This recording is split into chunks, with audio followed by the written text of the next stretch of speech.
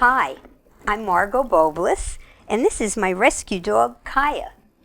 I was a middle school art teacher for 28 years. I always thought when I retired from teaching I would be drawing and painting. But I met a puppy, someone else's puppy, and he changed the course of my life.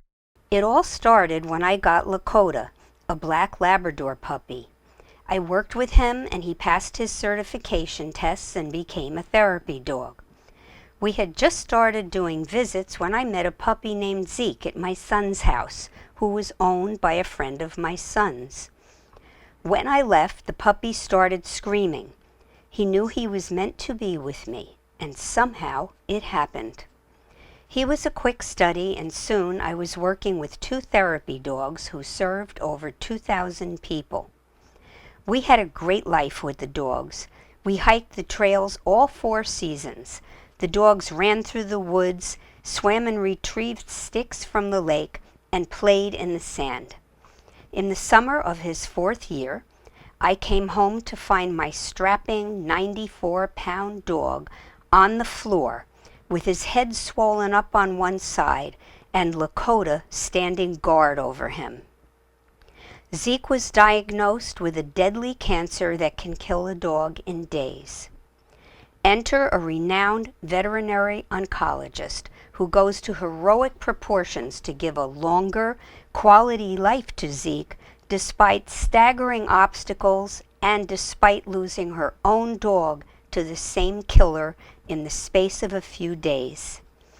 When the battle was lost and Zeke departed this world, he left me with a profound spiritual experience unlike anything I have ever experienced or heard of before.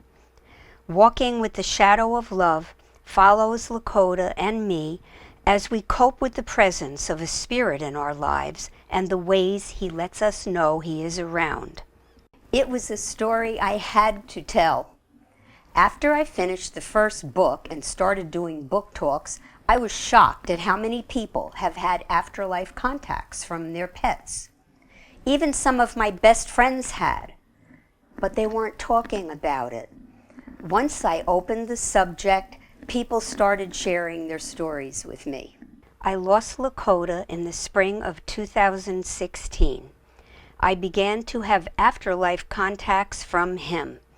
A groundbreaking book by a psychiatrist named Judith Orloff explains why I had these blessings. I was something called an empath. More on that in Walking with 2 Shadows. I told the rest of the story of the main dog characters and the stories of others who had shared their experiences with afterlife contact from their dogs and cats. A story was brought to me about a family in town who had suffered the ultimate loss, their son and only child. When he departed, something happened with his dog who had died many years earlier that was of great comfort to his parents. They shared their incredible story with me, and it is the final chapter in Walking with 2 Shadows. People are ready to hear about these occurrences. It is a joyful message to animal owners who have lost their beloved pets and wonder if they will ever see them again. From those of us who have been given a glimpse of the spirit world, the answer is a resounding yes.